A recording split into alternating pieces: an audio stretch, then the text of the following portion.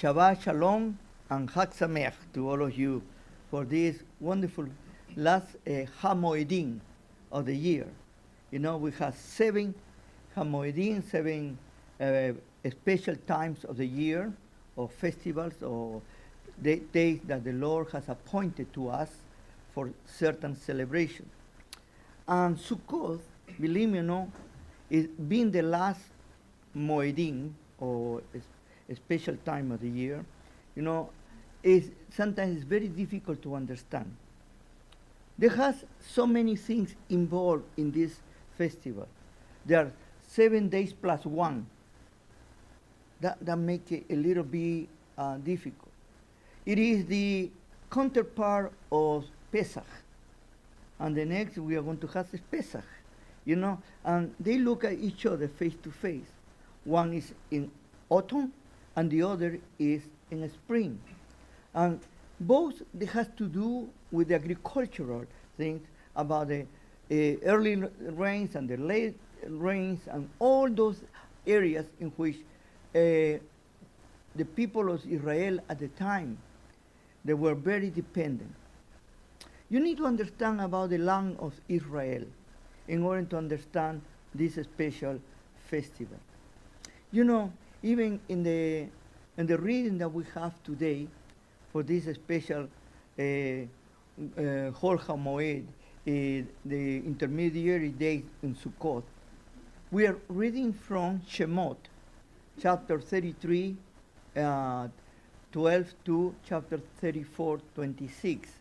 And all this portion, if you are a little bit curious, is going to be about the regeneration or the coming back of the people of Israel after the golden calf, the Gel Sachav, Sachav Gel. And this is the reason why we need to understand this precious, I would call it festival, that has so many things, so many rich meanings that we can utilize. First of all, the 7 days are divided in the first 6 days, the regular days, and then come the 7th day. The 7th day is called Hoshana Rabbah, the great day of salvation.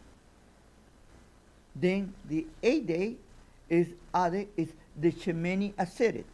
Now, if you are in the Eretz Israel, the same day we are going to have this beautiful festival that has added is Simchat Torah, because it is, as Peggy Pardo has mentioned to you, this is a festival of Simcha, of joy. Of joy of what? You know, in our customs, in our traditions, in our Mesorot, in our traditions, one of the readings that we do is Megillah Kohelet. And this is Ecclesiastes. And sometimes people say, why this book that is so negative, looks like negative? But you're going to see that in the scripture there is no negativity. What it is reality, to bring you back to reality. Now, why Hoshana Rabbah? Because, you see, we have so many midrashim, so many stories of our elders and sages. And one of the greatest problems that I've been trying to tell you from the beginning is that we are more following men than we following the scriptures. We're following the Creator. And I would like to begin, and we are starting now, the next week, we are going to start again the beginning of the reading of the Torah from Bereshit. That we start changing our mentality. We do not depend on men. We depend on the Creator. And this festival is going to tell you that. In who do you depend? Many people confuse being religious with having a relationship with the Creator. And that confusion is almost international. It's all over the world.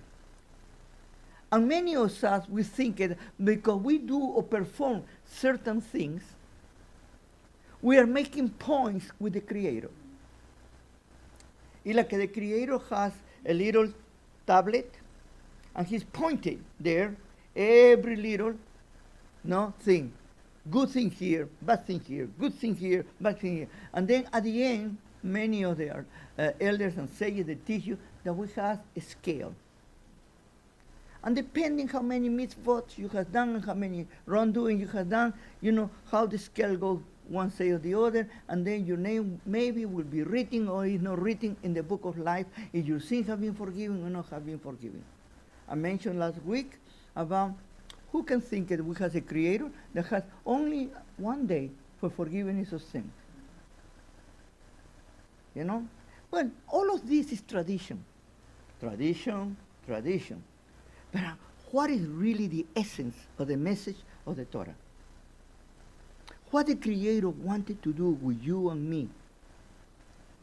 He wanted for us to be the most miserable people in the world. His desire was to make us slaves of Him.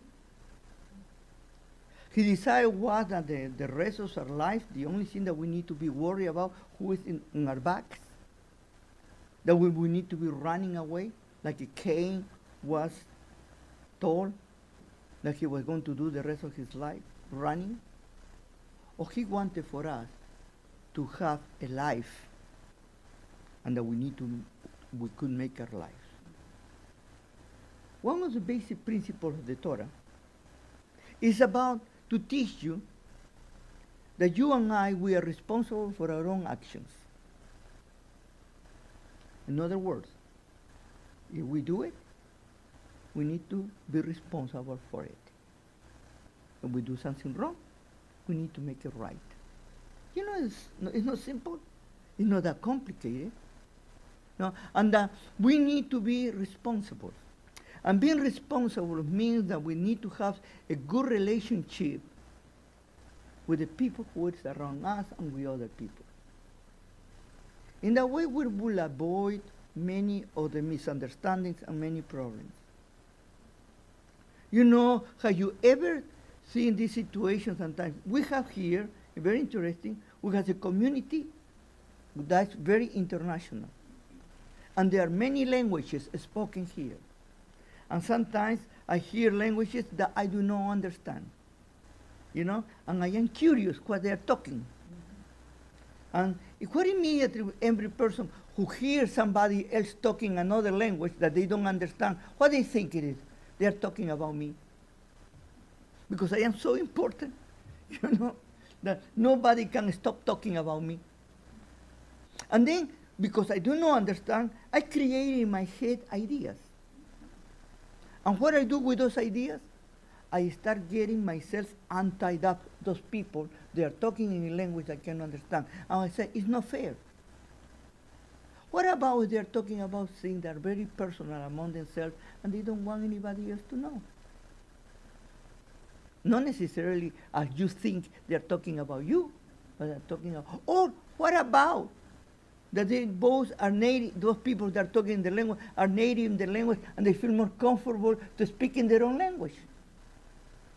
I am sure that many of you have had the same situation. But how we are as humans. You know, everything will go to the wrong side. And the Creator is giving us all this process until the end, the last festival, to go to the process of purging ourselves. Do you know what it means, purging? Huh? To exude, to take away, to eliminate anything that has contaminated you. My dear friend Mildred is the champion of exuding, you know? And she does a lot of what we call cleansings. She cleans herself constantly and exude all the pollution that she can acquire. Well, that's not a bad idea if we start doing that. The Creator is giving us that opportunity. Once a year, we have the opportunity to get rid of the pollution. But that is not about forgiveness of sins. It's about us making right. And then when we arrive to Simcha of this time of the year, finally we say, no, we are renewed. We are now free again. We can start it. And now I don't have something holding on my back. And this is a process of all of us. Let me ask you this simple question. At this moment, in this moment that we're here, all, what is bothering you that doesn't allow you to go to sleep? Huh? What is the thing that's putting you a pressure over your shoulders? Why you don't let it go? You know? Because for many of us, the only way that we can feel that we are important or we have any value is something is bothering us. You know? And sometimes the thing that bothering us, we make our idols. And those idols that we make, they are an obstruction to our relationship with the Creator. What is more important? How many of us will say, oh, that's not for me. Oh, I cannot do that. I don't like that. You know, everything is negative. Everything is negative. And what the Creator wants for you? As Miss Peggy Pardo say, He wants us to live life. He gave us life. And He was not a tyrant. And He is not a tyrant. He is not an oppressor. And we treat the Creator as a slave driver. That the only thing that His only purpose of existing is to make our lives miserable. And what totally different at this time of the year.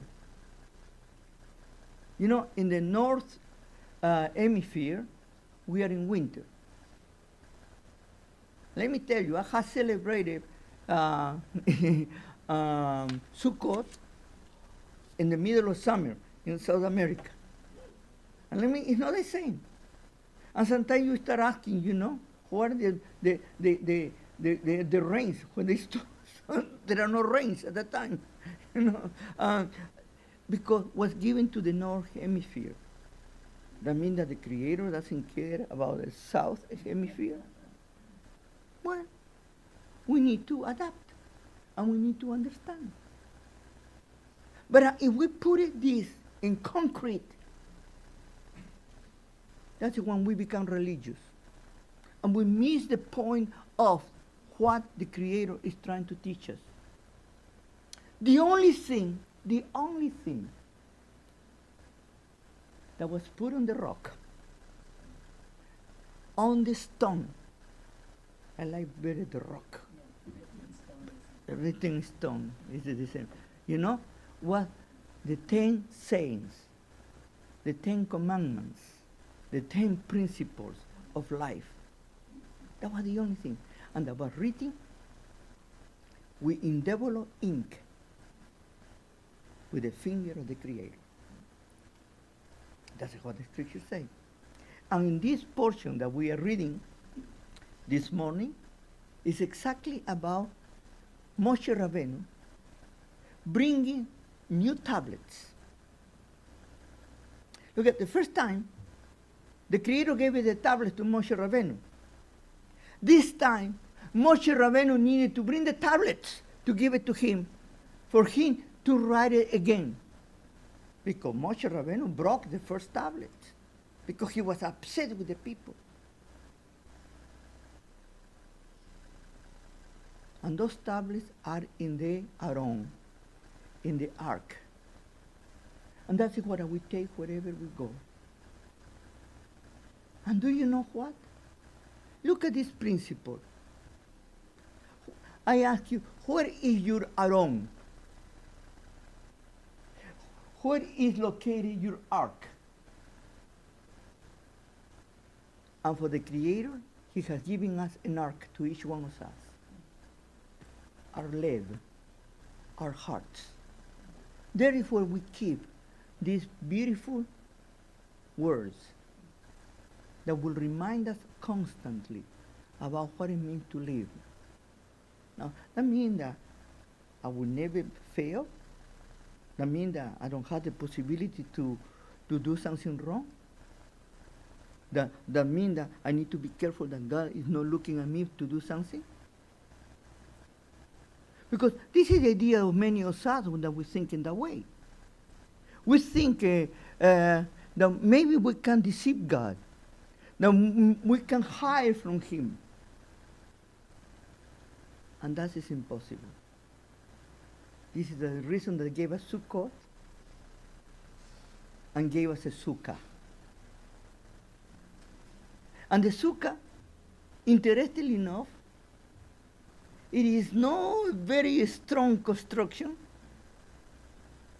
You know, this week many of the sukkahs fly away from everywhere, from Israel to Montreal.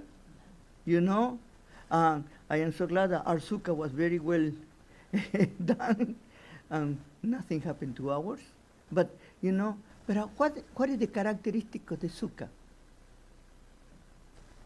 It's temporary, and you can see from inside out.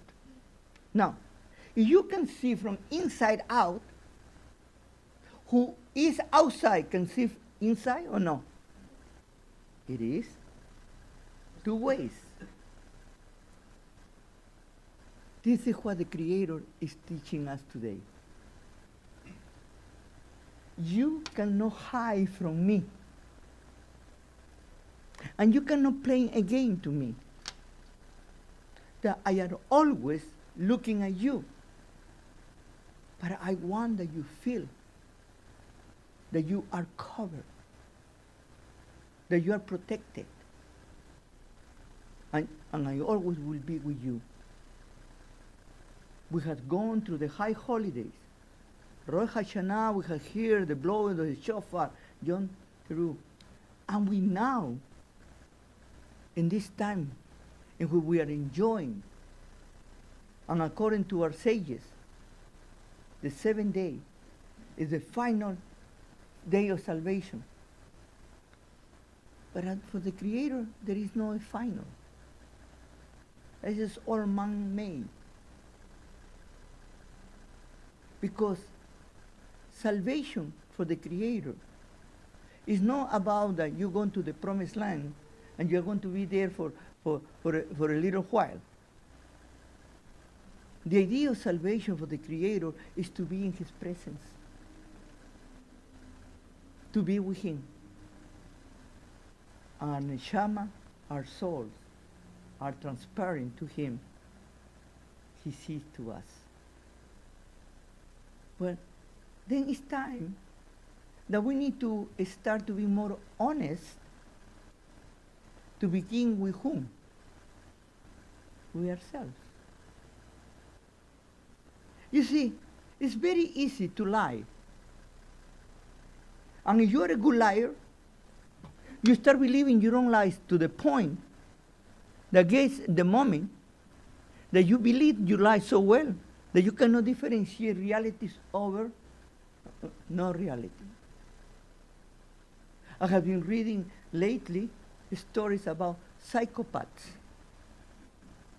And it's terrible. And you know what is the ingredient of the psychopath? They don't have conscience. And I think Pharaoh was one of them. Lost the capability to differentiate right from wrong. And what the Creator wants for us at this time is that we do not close the sukkah. Because in that way, we lose that capability to see what is right and wrong.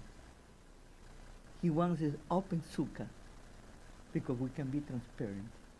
We can see who we really are, and we don't have the opportunity to hide from anything. We are open. Then, I hope that we, this year, will learn about our festivals, our Hamoedim, the appointed times of the Creator, in a way of the principle that He has given to us, Not about step one, step two. No, I want, I need to do this and I need to do that. You know, this year we do the lulav in our sukkah, and we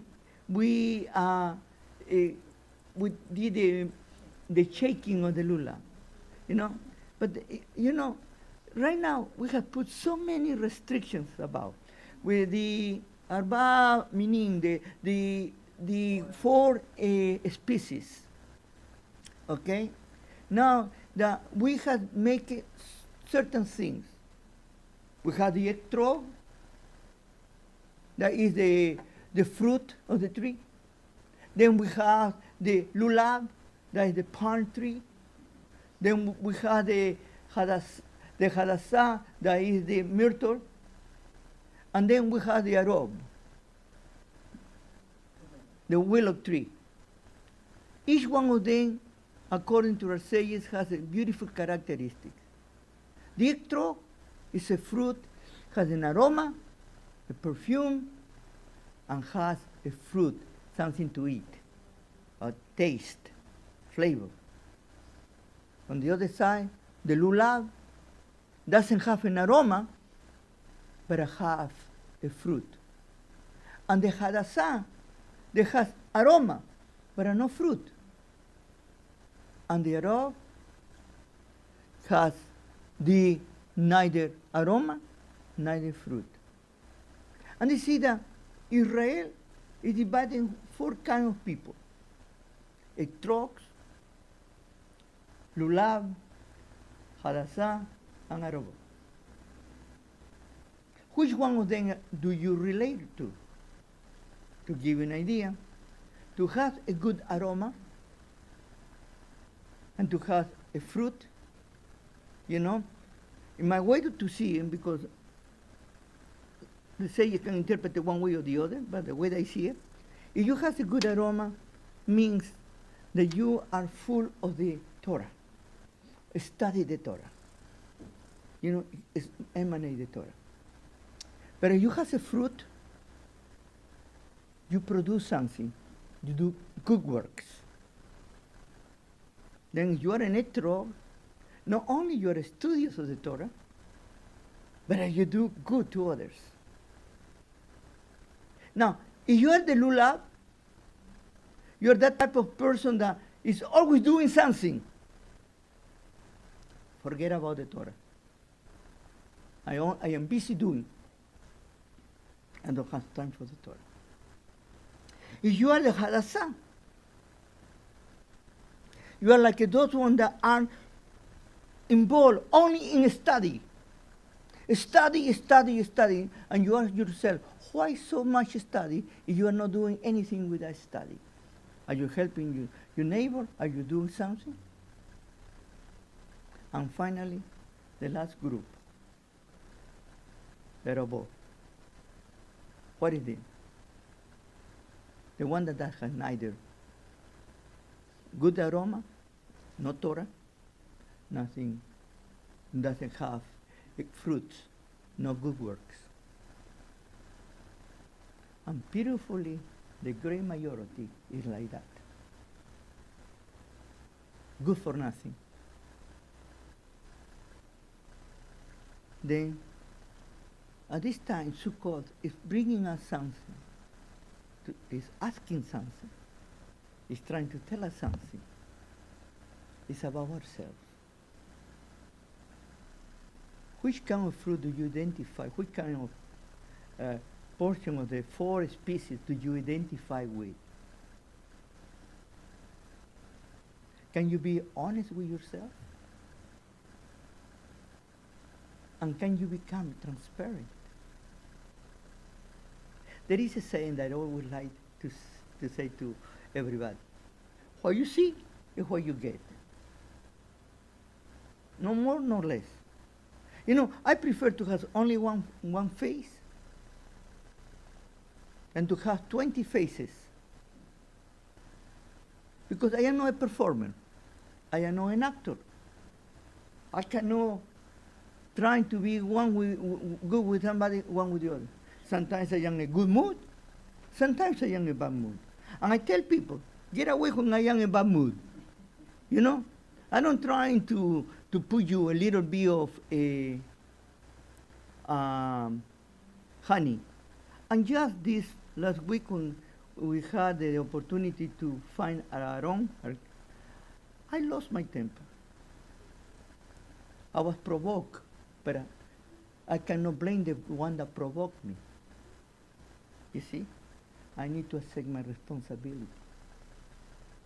I can be provoked, but my response is my responsibility. And I felt terrible after because some of the members of the community saw and they said, wow, the rabbi has a temper. Like it was the first time they had seen me losing my temper. What is not nice, but it's part of me. No? And I needed to, not only to apologize, to ask forgiveness. And as a good Jew, I took my portion of guilt. You know, my shame was very strong. The Creator dealt with me. I needed to ask, no, what I can do. I already did it. And I know. And the worst part, that there is a part in me, I can assure you this, in that moment that after happening that, I tried to justify my actions. And I was saying to myself, I did right because that person provoked me and say things that he didn't need to say. You know, to me, when I can take insults from anybody that goes and can, but when somebody insults me because I am a Jew, there is something that provokes me that I cannot contain. Maybe because what I have going through and what my people has going through. And sometimes we need to say, it's enough, we cannot accept more insults. But I was not right to act in that way. You see, my simchat of this year was almost going to be taken away from me. What I did was, I acknowledged that I did wrong. And now I can tell it to you. And I can see it like another experience. And I am praying that I'm going to have the next time a little bit more patience. Something that I don't have. But that when something like that happens to me, at least I want to be able to think before I react. No. Our Creator is not pointing us with a finger. He's saying to us, well, the next time. Because our God is the God of the beginning again. Chag Sameach.